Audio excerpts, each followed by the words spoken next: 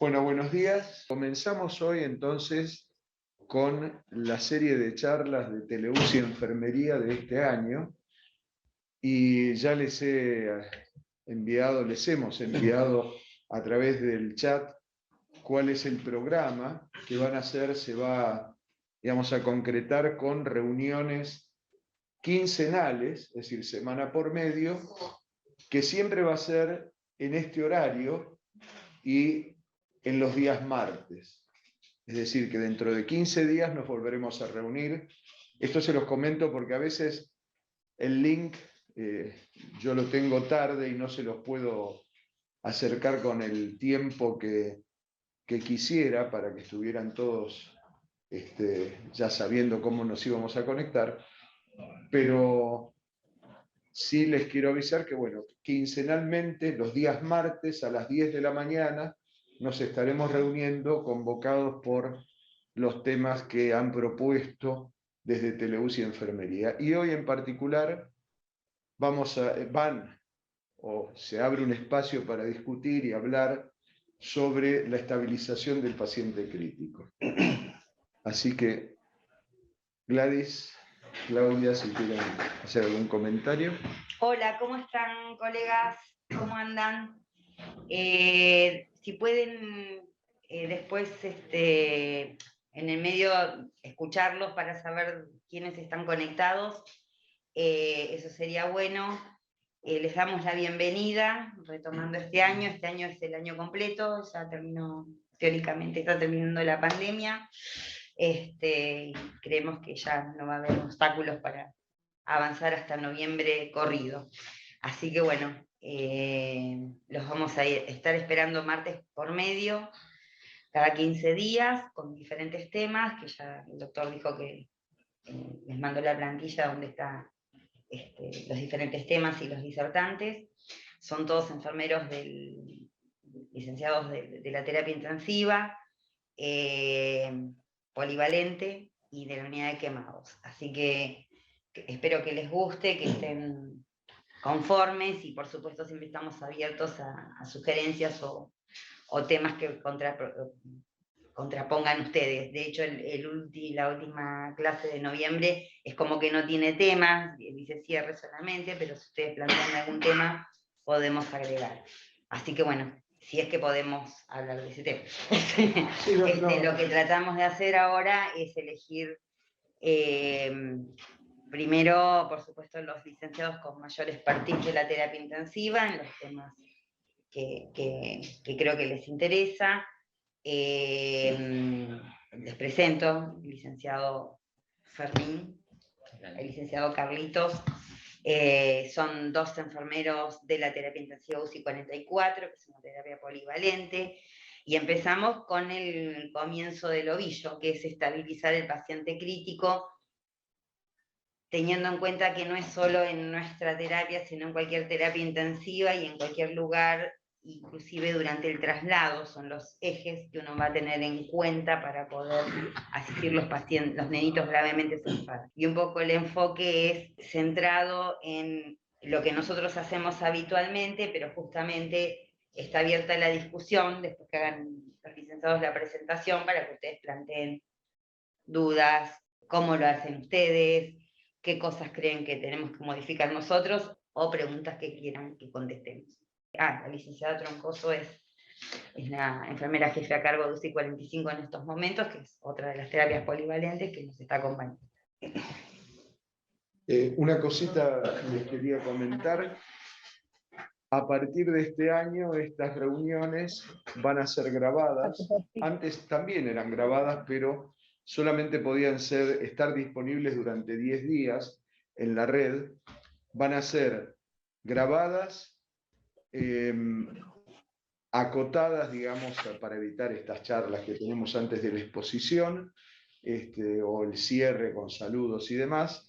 Y con esa edición se va a colgar del canal de YouTube de OCD para quienes participaron puedan volver a verla, o quienes no pudieron estar presentes tengan acceso y la puedan ver en el momento que lo deseen. Hay gente que está trabajando y gente que está descansando porque trabaja en otros horarios, demás.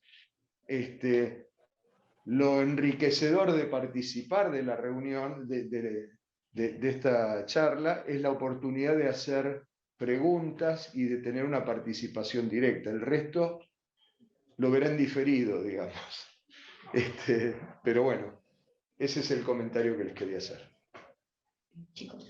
Bueno, en principio, buenos días. Como ya nos presentaron, nosotros somos enfermeros de la unidad polivalente 44. Yo soy el licenciado Carlos Enríquez, acá mi colega Fermín Coronel. Bueno, en este caso lo que vamos a hablar es de estabilización del paciente crítico. Si bien, digamos, vamos a hacer un abordaje muy general, teniendo en cuenta que en las próximas presentaciones se van a hablar de pacientes más específicos, vamos a hablar de, en principio, lo que sería la definición de un paciente crítico, que es todo paciente, o sea, tanto niño como adulto, que se encuentra en una situación de riesgo, que puede ser también riesgo de vida, y que puede ser producto de un accidente, de una enfermedad, de una reagudización de la enfermedad, etc. Y que, por consecuencia, termina en la unidad de cuidados intensivos, que es donde se le brinda los cuidados y la atención que necesita para poder salir de ese cuadro de enfermedad.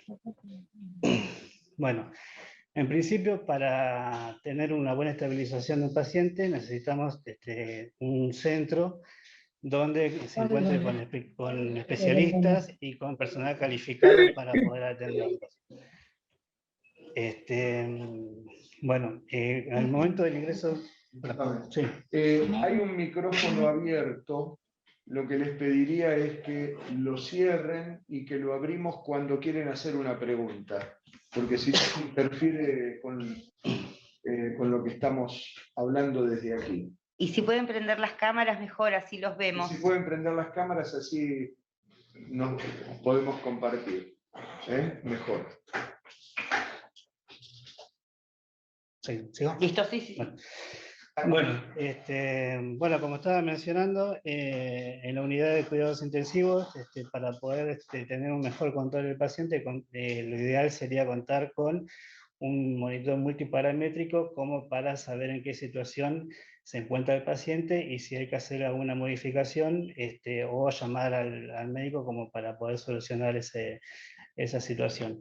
Acá en el hospital contamos con el equipo tecnológico que nos ayuda a poder interpretar lo que al paciente le está pasando, ya sea para tener una mejor estabilización, el paciente mientras más monitorizado se encuentre, va a ser mejor para nosotros. Para ello, por ejemplo, contamos con medición de presión invasivas y todo ese tipo de mediciones que nos permite que ese paciente esté monitorizado en ese momento.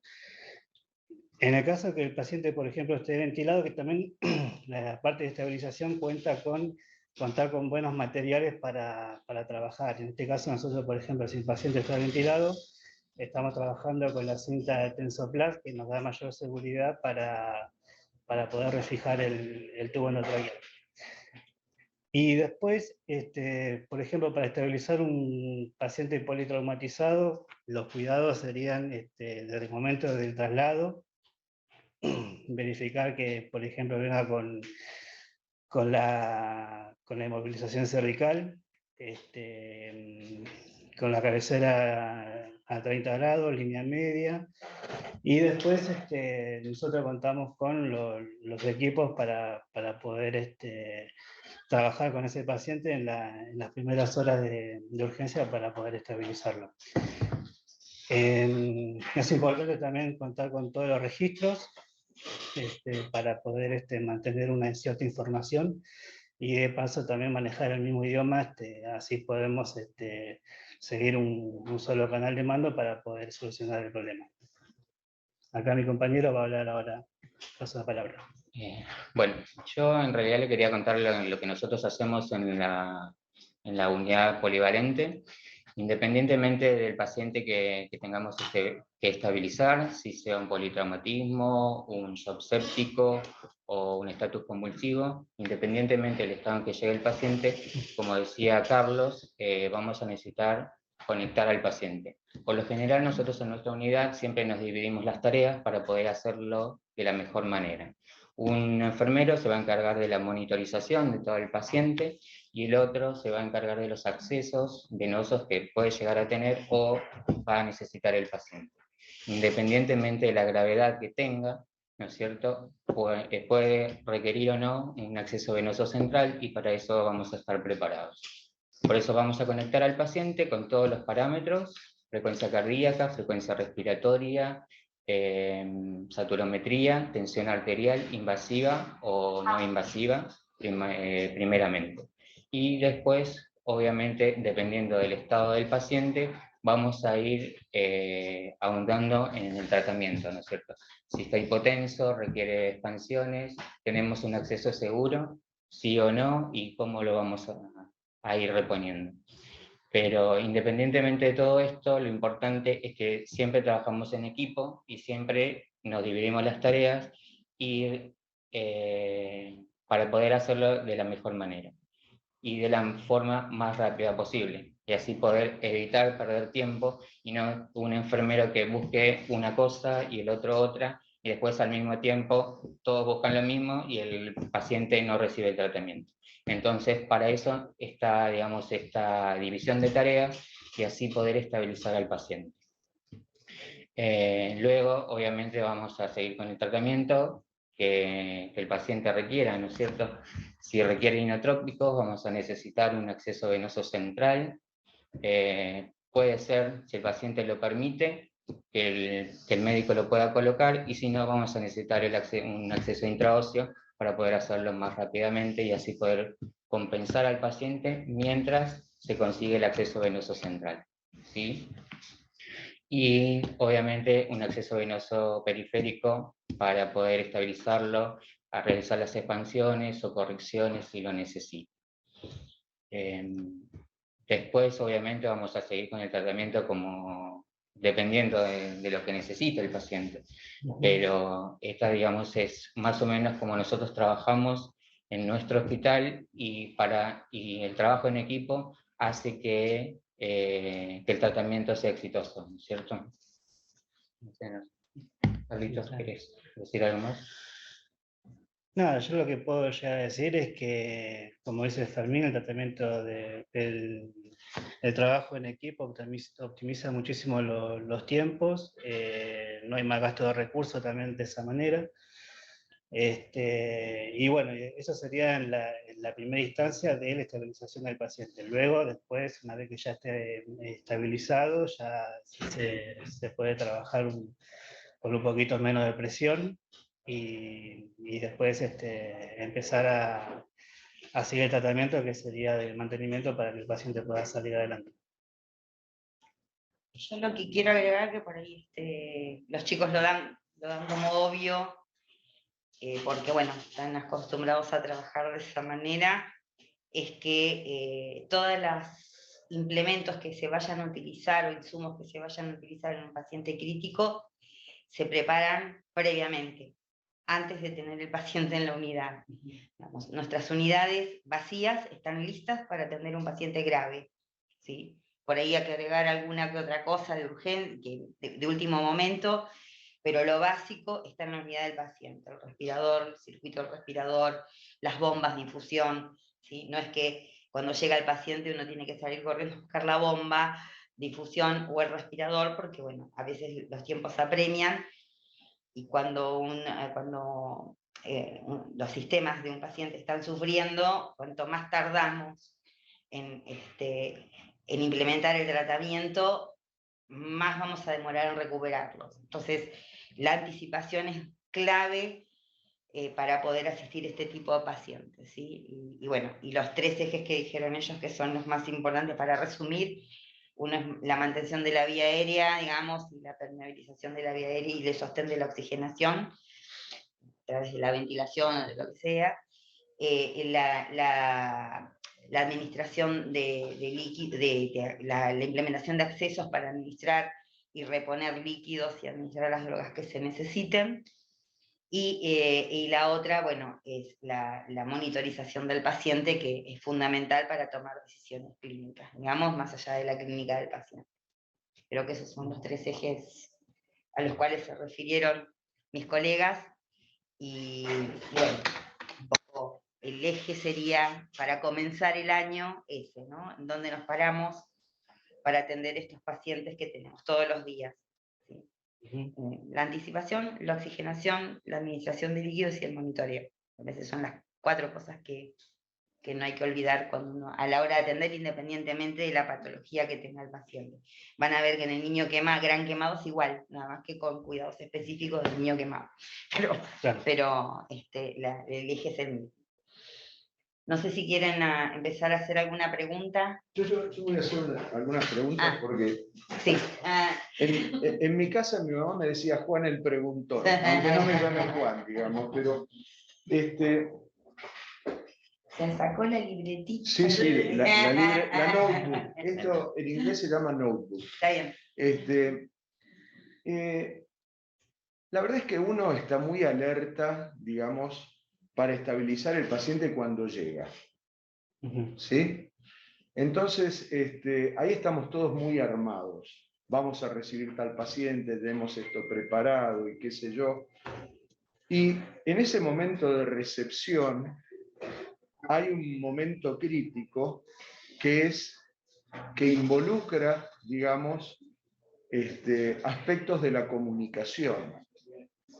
Es decir, quien trae el paciente, en general el médico, el anestesista, si viene de quirófano, qué sé yo, se comunica con el médico, y a veces yo lo que veo es que los enfermeros, es decir, enfermería está atrás como alerta, pero que tienen una participación activa porque se meten, pero como que hay ahí una falla de comunicación hacia quien lo va a cuidar, hacia quien tiene que cumplir con todas estas tareas que ustedes mencionaron. Y entonces, ¿qué recomendaciones darían ustedes para la participación del enfermero en el momento que se recibe al paciente? Bueno, en principio, cuando ingresa un paciente, lamentablemente siempre hacen la evolución de la cirugía o del paciente que están trasladando en la puerta de la unidad. Entonces ahí es donde nosotros empezamos a decir que se corran para un costado para poder trabajar. Mientras el que está trabajando, generalmente siempre hay uno que está escuchando como para después informar al que se va a quedar con ese paciente, y de esa manera también nosotros estamos al tanto del paciente que estamos recibiendo y con el paciente que vamos a trabajar.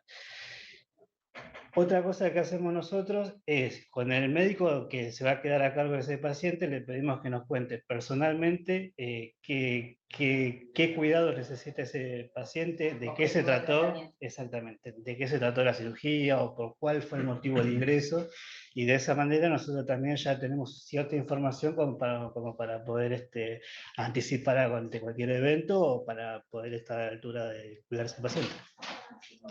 También, digamos, el paciente no es que entra de golpe y lo tiran por la ventana, sino que uno sabe un rato antes. Ustedes, digamos, por lo que yo he vivido en la unidad, cuando viene el aviso, viene un paciente de tal cosa, viene la información de qué es lo que tiene, en qué condiciones viene, qué necesita, y esa comunicación, ¿cómo la manejan ustedes? Porque me parece esencial para preparar todo lo que ustedes decían para poder estabilizarlo. No solo estabilizarlo, sino evitar que se descompense. Sí, nosotros, el médico de guardia que recibe la llamada que acepta el paciente, viene y siempre nos dice enfermería, va a venir tal paciente con tal diagnóstico, la edad, por lo general siempre sabemos el peso, entonces nosotros ya tenemos preparada toda la unidad. Con respecto al peso nos ayuda un montón para poder saber, digamos, qué es lo que si necesita drogas, si necesita todo lo que necesite. En pediatría sabemos que se calcula a través del peso, entonces para nosotros es muy importante eso. Y siempre el médico de guardia nos informa cómo, si tiene accesos o no, o como digamos, toda la información que él recibe nos la transmite a nosotros para poder nosotros preparar toda la unidad. Sí, a veces uno es muy tarambana y no lo hace, y ustedes, yo lo he visto, nos exigen información, ¿no? Sí, porque, también. no, y está bien, porque digamos, según estudios de la Joint Commission, el 80% de los errores que se cometen en las unidades de cuidados críticos y en la sala de emergencia están involucrados problemas de comunicación. Entonces, acá no es solamente una actitud activa desde el médico del que les cuento, sino activa del personal de enfermería, que es el que va a estar al lado del paciente, para que salga a preguntar y a exigir que le digan qué es lo que viene, cómo viene, qué necesita y en qué condiciones viene, ¿no? O qué información, porque a veces el médico tampoco tiene toda la información, o no tiene una información precisa, pero por lo menos que le vuelque o que reclame esa información a quienes traen el paciente. Totalmente. Tengo más preguntas, ¿eh? Hasta que ellos hagan preguntas, yo tengo más. Pueden interrumpir al doctor, ¿eh? Anímense. No. Hay una hora clave, porque uno dice la desestabilización del paciente cuando llega o la compensación del paciente que llega, pero muchas veces el paciente ya está. Y cuando yo hacía guardia, más o menos esto fue en el siglo XVIII, así, había una hora que llamábamos la hora de las brujas. No porque ellas fueran brujas, sino porque era la madrugada. Estas aclaraciones. No, eran brujas, pero no es por eso que me refiero.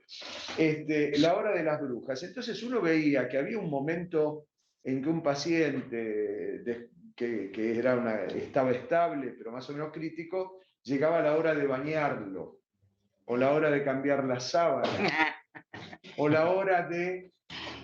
Y ahí era frecuente que pasara algo. Entonces... Doctor, se salió la arteria. Sí, se salió una arteria, se salió esto, se estuvo el paciente. ¿No? Mi pregunta es, frente a un paciente, antes de entrar a hacer estos procedimientos que no son de emergencia, ¿cuántas personas, es decir, ustedes, yo lo he visto, piden colaboración, esperan que el otro esté con menos trabajo, o cuando uno clasifica, no es la palabra, pero Sí, los pacientes, algunos necesitan 1 o 2 enfermeras por paciente, otros pueden tener una enfermera que cuida 2 o 3 pacientes. No todos los pacientes de terapia intensiva son iguales. Entonces, cuando ustedes tienen que bañar un paciente, hacer algún procedimiento, yo veo que con frecuencia piden colaboración para evitar que ese paciente que estaba estable termine, digamos, desestabilizado. Más o menos para algún procedimiento, ¿cuántas personas también depende del tamaño del paciente? No es lo mismo un lactante, que hay que moverlo, que un chico de 80 kilos que hay que dar vuelta. Pero, digamos, esta es una conducta habitual, ¿no? ¿Cuál sería la recomendación de ustedes para evitar que el que está estable no pase para el otro lado? Mira, el tema de nosotros cuando vamos a higienizar a un paciente o hacer un procedimiento, siempre tenemos en cuenta, digamos, evitar el mayor riesgo posible. O sea, es decir, si es un paciente que está ventilado y es muy lábil, y hay algunas ventilaciones que son de pacientes que son de muy difícil vía aérea y ese tipo de cosas, siempre tratamos de hacer mínimo 2. Ahora, si es un paciente que, por ejemplo, como hemos tenido un paciente en ECMO y hemos sido 4 para movilizar a un paciente, de acuerdo a donde tenga las canulaciones, si está pronado y ese tipo de cosas, creo que se evalúa, es cada caso particular. Entonces, siempre tratamos mientras, por ejemplo, si tenemos que hacer un procedimiento entre varios, siempre que quede uno volante como para que estén mirando el resto de los chicos, para evitar también ciertos problemas. Pero creo que se evalúa en cada caso particular. pero siempre tenían en la cabeza la colaboración Siempre, ante sí, sí, sí. procedimientos Sí, mínimos. sí. Siempre. ¿Puedo aclarar algo ahí? ¿Sobre esto? Sí. Sí, por supuesto. Que no es solo trabajar sobre estos ejes que plantearon los chicos del cuidado del paciente crítico, sino que desde el minuto cero que está en nuestras manos, trabajar en la prevención de riesgos. O sea, nosotros, un chico viene con un tumor en la cabeza y no queremos que se vaya con un chichón porque se cayó de la cama. No queremos que se infecte, no queremos que tenga una úlcera de córnea o que tenga una lesión por decúbito, digamos, o sea, todo el tiempo estamos trabajando desde el momento cero con prevenir estos riesgos. Eso no quiere decir que no nos pasen cosas. Pasarán cosas. Pero bueno, siempre tenemos en la cabeza, y esto que vos decís, de la movilización, no sé, todos sabemos que reintubar a un paciente, por ahí alguien que tiene la expertise que tiene usted, doctor, no pasa nada, viene, le pone la lengua y le mete el tubo. Pero hay gente, pero la verdad que eso sabemos que le produce a veces hasta daños que pueden ser irreversibles en la vía aérea. Entonces, para nosotros tener ese cuidado de que no se extube, de que no se mueva el tubo, de garantizar que para movilizar el tubo esté bien fijado, no fijarlo porque lo movilizamos, sino asegurar que para movilizar el paciente, que seamos 4 moviendo el paciente, el tubo esté, o sea, trabajar sobre la prevención del riesgo potencial. Sabemos que cuando movilizamos, sobre todo en lactantes, los tubos no tienen balón, o sea, usamos tubos sin balón, entonces es fácilmente deslizable, por más que ya creo que conseguimos una de las mejores fijaciones de tubo, probamos todos los métodos, hasta Adesol, para fijar los tubos. No usamos yeso pero bueno, más o menos. Y ahora conseguimos un sistema de fijación que ya lo habían explicado el año pasado a los chicos, pero bueno, lo vamos a volver a explicar este año. Que eso nos garantiza que cuando movilizamos el paciente no se extube, digamos, o tenga el menor riesgo posible. Eso no quiere decir que no nos suceda, porque a veces pasa igual. Hablando de errores, y ya que mencionaste el balón, tiro un dato. El balón en realidad lo que permite básicamente es que no haya fuga, Claro. Y uno cuando lo infla tiene que medir la presión que tiene y no debe superar los 20 centímetros de agua. Y eso hay que hacerlo varias veces en el día, yo diría que una vez por turno de enfermería mínimo. Otra pregunta que tengo es, ustedes hablan de estabilización, monitoreo multiparamétrico. ¿Cómo setean las alarmas? Porque ahí hay otro tema. No confío en el equipo, hace mucho ruido, me vuelve loco, lo apago, eso quiere decir no confío.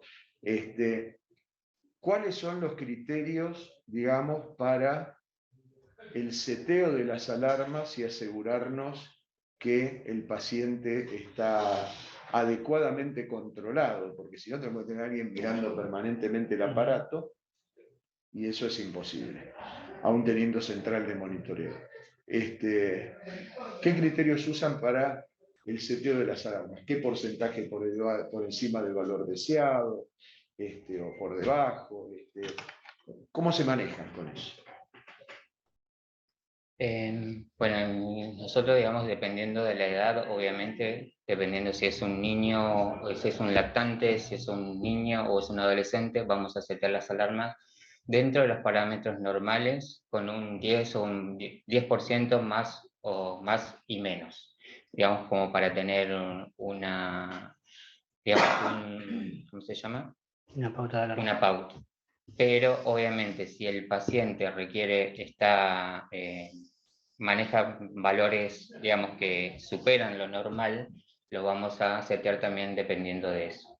Por ejemplo, los pacientes renales tienen una media de tensión arterial mucho mayor que por ahí que un niño normal, que no tiene esta patología, ¿no es cierto? Entonces, por eso vamos, dependiendo de la patología y del niño, vamos a ir seteando las alarmas. Pero en general vos dirías que un 10, un 20% por encima y por debajo de los valores deseados, de los límites deseados. O que maneja el paciente. O que maneja el paciente. Sabemos que si un paciente viene hipertenso, lo que uno no puede hacer es bajarle de golpe. Digamos, un hipertenso uno tiene que tomarse unos días para regularizar su tensión arterial. Bueno, por ahora no se me ocurre ninguna pregunta más, pero podemos abrir el juego, la cancha, para ver qué comentarios o preguntas u observaciones, lo que quieran hacer desde las sedes. ¿Querés agregar algo, Carla, o querés sumarte? No, como agregar algo no, más o menos que las dos terapias trabajamos igual. Los quiero felicitar a mis compañeros, por supuesto. Me pareció muy interesante el tema de que todos sepan cómo se trabaja en el hospital, la importancia del trabajo en equipo, sobre todo. Y como decía el doctor, el tema de la hora de las brujas, que pasa mucho en el tema de los baños y demás, que como decían los chicos, si se puede hacer acompañado, creo que es la base de nuestro trabajo y más en la terapia intensiva. Nada más. Gracias, Carla. De nada. Se fueron sumando otras cámaras Hola, ¿cómo andan, colegas? Gracias Bienvenidos. Gracias a Carla, se han animado otros participantes a... Siempre haciendo punta, Carla. Hola, ¿cómo estás? Silvia Galván.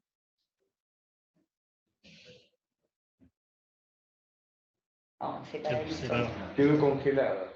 Te congelaste, Silvia. ¿Nos escuchás? Ahora escucho. No, Buenísimo. ¿De dónde buen día, sos, Silvia? de Misiones del Barreiro. Hola. Hola. ¿Cómo estás? Como comentaba el doctor del tema de la ayuda y de eso, cómo hacíamos para saber cuántos pacientes, cuántos enfermeros en cuanto a la cantidad de pacientes. Utilizamos el TIS 28, que es la calificación, ¿cierto?, de cuánto requerimiento de atención necesita para cada paciente en particular. Eso nada más quería, por supuesto que Garrahan también lo utiliza, de ahí nosotros lo sacamos, ellos son nuestros referentes, ustedes son somos sus hijitos, así que... Y nosotros nos amamos. eso. Sí, no sé si en todos lados lo hacen, que es una herramienta muy útil, muy eficaz y que estaría bueno socializarlo, ¿no? Bueno, es un tema para agregar ese. Nosotros, acá lo hicimos más casero y lo llamamos clasificación de pacientes.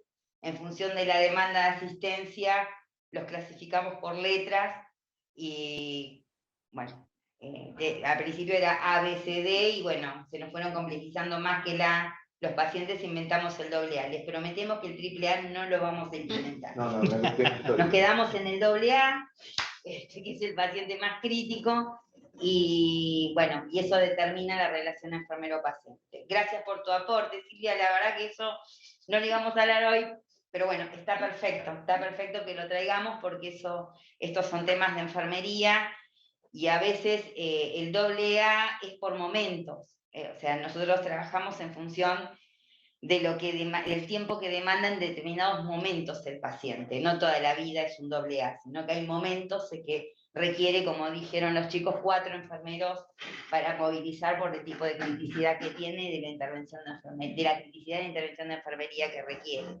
¿sí? Entonces, no es solamente por el diagnóstico, sino por la complejidad de la intervención de enfermería que hay que hacerlo. Entonces, eso está bueno que lo hayas traído a la mesa de discusión, y eso baja por tierra esta discusión de si 20 pacientes, medio paciente, 50 pacientes, o sea, hay una sola determinación de cómo se vincula la relación enfermero-paciente. Te agradezco que lo hayas traído. ¿Alguien más quiere aportar algo, chicos? ¿Algo más quiere decir, Silvia? No, eso nomás, gracias. Gracias. Muy buen aporte. ¿Alguien más quiere comentar algo? Buenas tardes, mi nombre es Analia, Hola. soy de Trelew. ¿Qué tal? Hola, Soy Trelew. enfermera de la terapia intensiva. En nuestro hospital zonal público hay 2 terapias, ¿sí? Yo me encuentro en una de ellas, creo que es la más antigua. Y con respecto al ingreso del paciente, el único aporte que quería hacer es que cuando nosotros recibimos pacientes, además de bueno, todo lo que escuché y que coincidimos siempre, de tener preparados todo lo que es bombas y demás para no salir a las corridas. También de la parte de enfermería, en mi caso siempre puntual, pregunto el lugar de la vía central o vía periférica en el caso que no tuviera. ¿Por qué? Porque si es un paciente que va a intubación, nos facilita el manejo de la vía aérea por un lado, o sea, movilizar el respirador al lado contrario de la vía periférica o central que tuviera.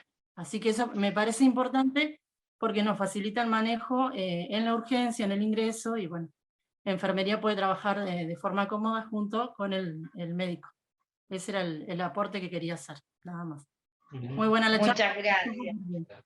Me conecté tarde. Saludos para todos. No, pero bien, muy bueno el aporte porque, bueno, por ahí son detalles que uno los maneja en la vida cotidiana y que por ahí no los verbaliza en una conversación, pero es cierto, tenemos también en cuenta estas cosas, igual que la arteria, que no obstaculice el manejo de la vía aérea, digamos, eso sería un poco tratamos, a veces no se puede. ¿Alguien más quiere aportar algo?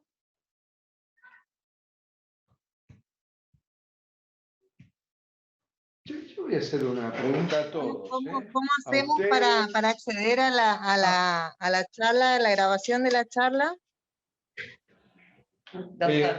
Sí, eso después se los envío bien por Teleuci Enfermería, pero las charlas van a estar, esta y todas las que se den, van a estar colgadas en el canal de YouTube de la OCDE. Entonces, ustedes ahí se van a meter en el canal de YouTube de la OCDE, van a buscar Teleuci y dentro de Teleuci Enfermería 2022, porque como somos muy optimistas, creemos que vamos a seguir hasta el 2086. Hablas por vos. Así que bueno, eso oportunamente, porque además necesita, no va a estar hoy, no va a estar mañana, porque necesita una mínima edición, para que no estén ahí, lo encienden, estén escuchando, hola, me escuchan, están todos conectados, ¿cuánto están? Buen día. Es decir, recortar eso e ir al tema central para que el tiempo sea mejor aprovechado. A los fines prácticos, la primera vez va a ser el envío de un enlace para que ustedes puedan acceder a esa página de YouTube y después la marquen como favorito o como ustedes decidan. Pero concretamente va a ser un enlace que ustedes van a cliquear y ahí van a poder ingresar. ¿Cómo? Como ustedes decidan, como favoritos. Bueno, pueden ser favoritos con corazoncito, con flechita, con estrellita, con qué sé yo. No, vamos a hacer las cosas bien. Yo le voy a hacer una pregunta a todos, no va para ustedes solamente, sino para... Por supuesto que lo que uno prepara cuando va a recibir un paciente depende de qué paciente viene, ¿no? Pero ¿qué cosas no pueden faltar? Digamos, si yo le dijera a ustedes, bueno, va a venir un paciente, ¿qué cosas? Porque yo veo que arman como si fuera una picada, digamos, al lado de la cama con la sonda para la aspiración, el collar, ¿Qué cosas no pueden faltar, sea quien sea el paciente? O si quieren hacer alguna mención especial para algún tipo de paciente determinado. Pero ¿qué cosas les parece que tienen que averiguar y que no? Venga quien venga, esto lo tengo que tener listo. Y es el ABC, doctor. Esto, lo otro. ¿Cómo? ¿Qué? Es el ABC, doctor, en una unidad de... Hola, buenos días, Irene Guijarra soy. No me enfoquen porque no estoy presente. Recién salgo del baño, los estoy escuchando. Presentable, diría yo. Exactamente, no estoy presentable. Hola, Irene. Bueno, pero aunque no ¿qué estés tal, chicos? presentable, presentate, queremos saber de dónde sos. 12:45. ¿Nuestra? Si no me dejan ver. Bueno, claro, está bien. Bueno, Irene Vizcarra. está bien. Hola, ¿qué tal? El Bueno, resto de la gente no la- primero felicitarlo a mis compañeros, excelente. Gracias. Y quería comentarle que es el ABC de la enfermería en una unidad intensiva. Una unidad tiene que estar preparada con lo primero que es el AMBU, el monitor, el acceso inmediato a la presión. Nosotros preparamos cuando nos avisa el paciente que viene ya una arteria, si lo necesita, tenemos que tener preparado un termómetro, una sedación inmediata y observar que la máscara esté presente, es lo inmediato para no estar corriendo y tener que disparar en la urgencia. Pero bueno, después todo lo que dijeron nuestros compañeros con excelencia lo hicieron, lo que agregó Gladys también, observamos inmediatamente las prioridades del paciente, que los accesos vasculares estén permeables, que sean accesos vasculares inmediatos, estamos preparados para poner una vía si es necesario. Bueno, todo esto para evitar correr en la urgencia. Y con respecto también a los movimientos de los pacientes, como dijo también nuestros compañeros, en los movimientos observamos también que el paciente, antes de moverlo y correr riesgo, que el paciente esté sedado, que su tubo endotraqueal esté bien fijo, que los accesos vasculares estén fijos y limpios al movimiento del paciente, y dependiendo también, ¿no?, qué patología y el riesgo que puede llegar a correr. Y el AMBU y la aspiración ya armada. Todo tenemos armado, AMBU, el monitor, los electrodos, la unidad ya está preparada con acceso para inmediatamente aspirarlo, poner una vía inmediata si es necesario. Bueno, Irene es de las históricas de la terapia intensiva. Hola, Irenita. Hola, Y yo les quería que recordemos a todos los que nos están escuchando y a las nuevas generaciones de enfermeros que para lograr lo que hoy logramos, que es tener la unidad lista antes de que venga el paciente, tuvimos que trabajar bastante durante muchos años, hasta que tuvimos, o sea, al principio no sabíamos qué preparar porque no estábamos tan entrenados. Fuimos aprendiéndolo y todo lo que hoy es y que seguramente va a ser perfeccionado en el futuro, bueno, fue producto de la experiencia y de haber cometido errores antes, ¿sí? O no habernos anticipado por ahí adecuadamente a ciertas situaciones que podía presentar el paciente. Y de además haber entendido que cuanto más demora en implementar un tratamiento que necesita el niño, más va a tardar en recuperarse. Entonces, eso es para nosotros la base de por qué hoy en día, como dijo Irene, está todo listo de antemano. Entonces, tratamos de no tener que salir a buscar una sonda cuando el tubo está lleno de secreciones. No, y estar asegurado que el laringo tiene pilas. Tiene pilas, o sea, todo. Y que hay todo para la edad. Y otra cosa, porque depende de la geografía de cada unidad de cuidados intensivos, pero es una buena práctica, por lo menos como es la distribución de nuestra sala, que es alargada, que los pacientes más críticos sean centralizados. Es decir, estén en los lugares más accesibles y no en una punta o en una habitación que está media cerrada, un aislamiento que el paciente no se lo puede ver bien. Y esto significa que como parte de la recepción para la estabilización del que viene, que supone que tiene más riesgo, a veces hay que hacer, digamos, reubicaciones de pacientes previo a la recepción. Y esto una cosa es viene un paciente porque lo operaron de una escoliosis. Bueno, tiene un nivel de control y de exigencia y de riesgo que en una de esas permite que uno lo tenga no en un lugar central, bien visible, qué sé yo. Pero si estamos hablando de estabilización, estamos hablando de paciente crítico, estamos también considerando dentro de la preparación la reubicación de los pacientes a lugares más accesibles. ¿No? Sí. Eso. Sí. Hola, ¿qué tal? Buenos días. Sí. Levanté la mano. ¿Qué tal? Soy Verónica. Hola, Vero. Hola, de UCI 45. Nada, No te yo vemos, quería Ver. felicitar a los chicos. Ah, perdón. Gracias. Ahí está. Ahí está. Bueno, quería ¿Qué haces, felicitar a los Verito? chicos por la excelente charla que han dado a todos los que están presentes. Y nada, quería acotar algo con respecto a la comunicación.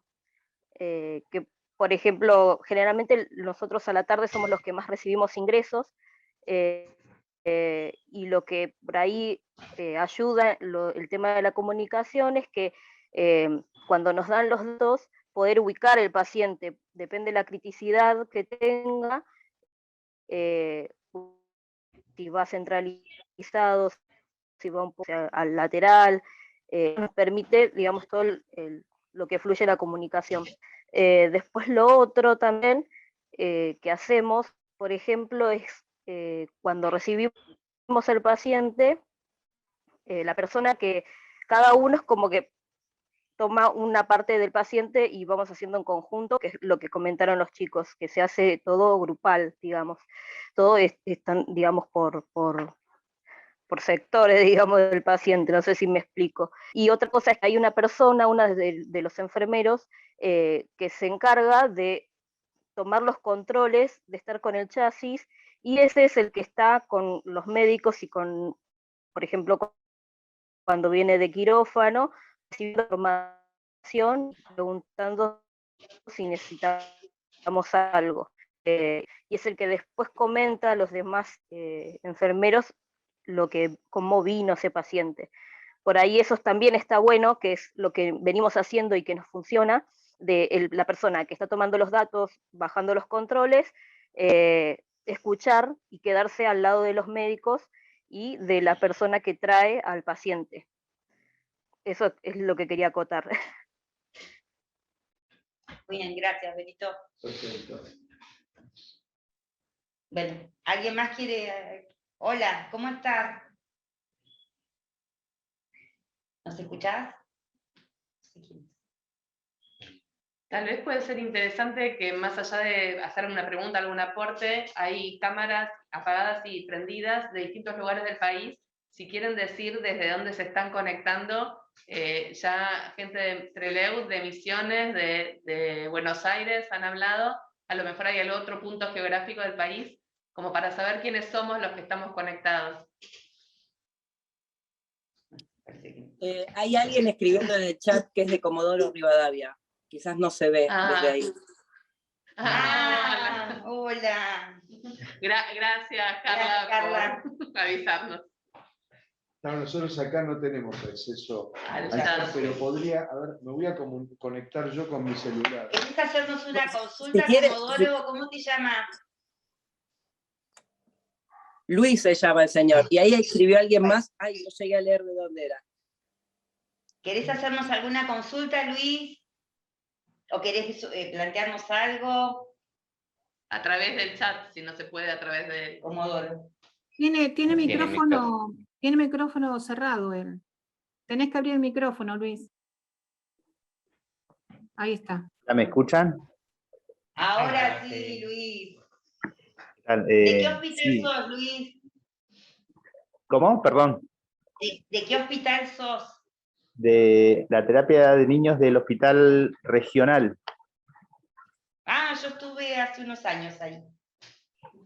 Algunas veces no me ha salido la voz por el micrófono de la computadora, pero bueno, ahora parece que No, es ahora eso. te escuchamos bárbaro, te escuchamos bárbaro.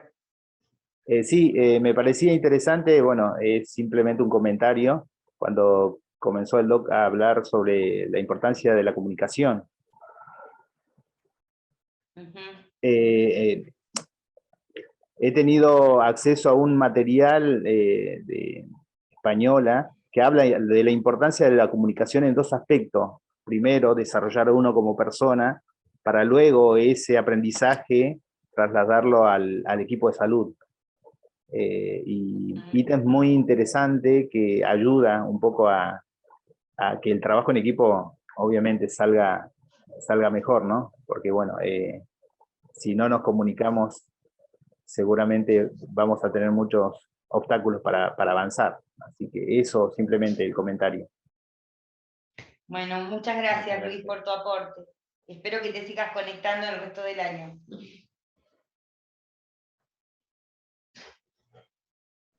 Sí, Bueno, acá te digo Misiones que de hay- vuelta, hablando de la comunicación. Sí, Hola, ¿me escuchan? Sí, sí, te escuchamos, Nosotros Silvia.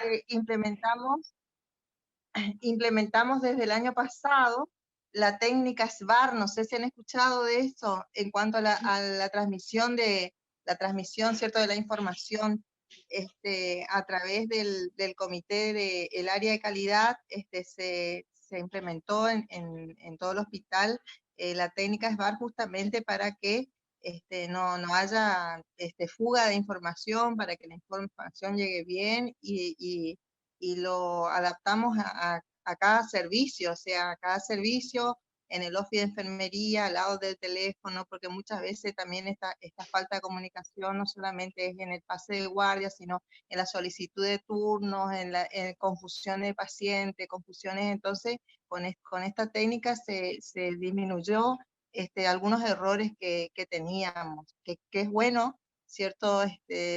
Por ahí también implementarla, ¿no? Si a nosotros nos sirvió desde nuestra Muy bien. experiencia. Buenísimo. sí, nosotros Vamos de que dentro del programa de Teleuci, cuando nos piden una consulta, hicimos un formato de resumen de historia clínica que está basado juntamente en el SBAR, que es marcar la situación, los antecedentes, la evaluación que tienen del paciente y las recomendaciones que tienen. Entonces, cuando uno dice, bueno, este paciente, esta es la situación de este paciente, los antecedentes son estos, lo que yo le encuentro es esto, esto, esto y esto, y me parece que lo que hay que hacer es esto y esto, ahí uno tiene concentrado más o menos las acciones y la información necesaria e importante que tiene que transmitir.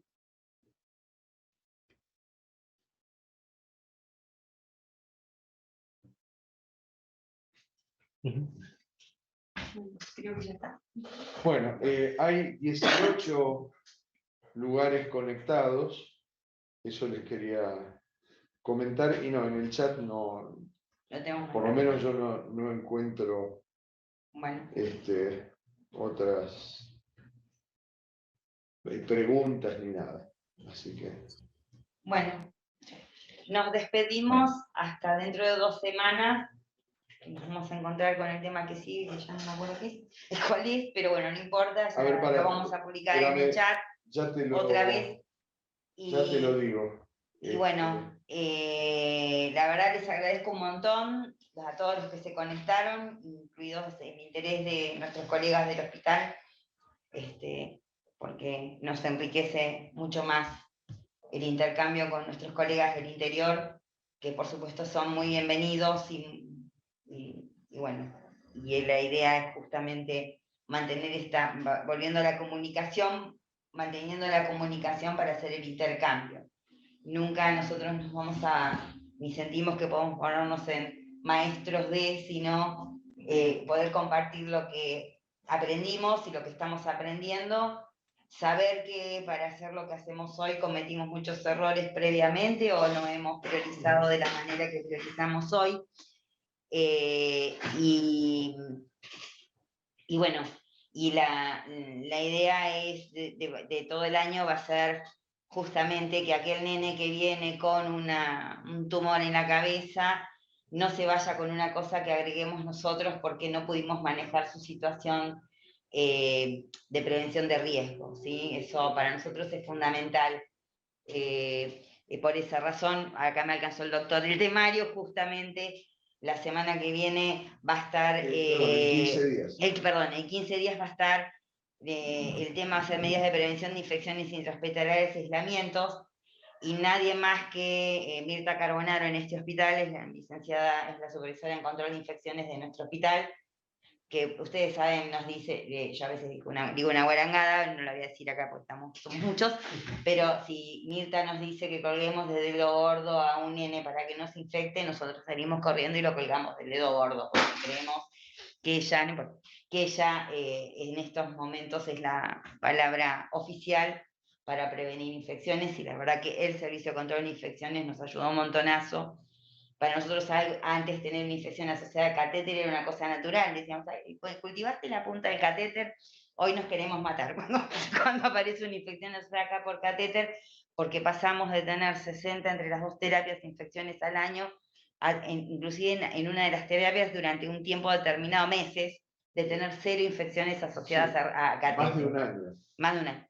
Entonces, y en la otra no más de 3. Entonces, para nosotros, ahora cuando aparece una infección asociada a catéter, es como que se nos erizan los pelos, porque bueno, no dejó de ser una cosa natural y normal. Y ese Servicio de Control de Infecciones y Epidemiología el que nos ayudó a poder resolver este problema que era bastante grave. Tenemos otros por resolver, pero ese y las neumonías asociadas al respirador, creo que son 2 cosas. Prueba superada, no nos dormimos en los laureles, seguimos haciendo las cosas que tenemos que hacer, porque hay que seguir trabajando. Y la idea justamente es que el nene que viene por operarse de la columna no se vaya con una infección asociada a catéter que pone en riesgo su vida por la criticidad que tenemos con la que trabajamos en el hospital. Así que bueno, ese es nuestro objetivo y ahí vamos abocados, y el eje va a ser ese todo el año, así que un poco les quería transmitir esto y bueno, y a los enfermeros del Garrahan que están conectados, para que entiendan el eje de la discusión un poco, y que bueno, ya ellos trabajan sobre esto, y a veces, como uno lo hace naturalmente hoy en día, traerlo a la mesa de discusión para poder intercambiar con los demás colegas, está buenísimo que lo tengamos presente. Así que bueno, dentro de 2 martes vamos a recibir a la licenciada Carbonaro, los invito y que inviten a otros colegas, porque la verdad que va a ser muy enriquecedora la exposición de la licenciada, y para que además les conteste todas las dudas que tengan sobre la prevención de infecciones intrahospitalarias. Así que bueno, yo me despido a mis colegas. Bueno, Muchas gracias a todos. Gracias.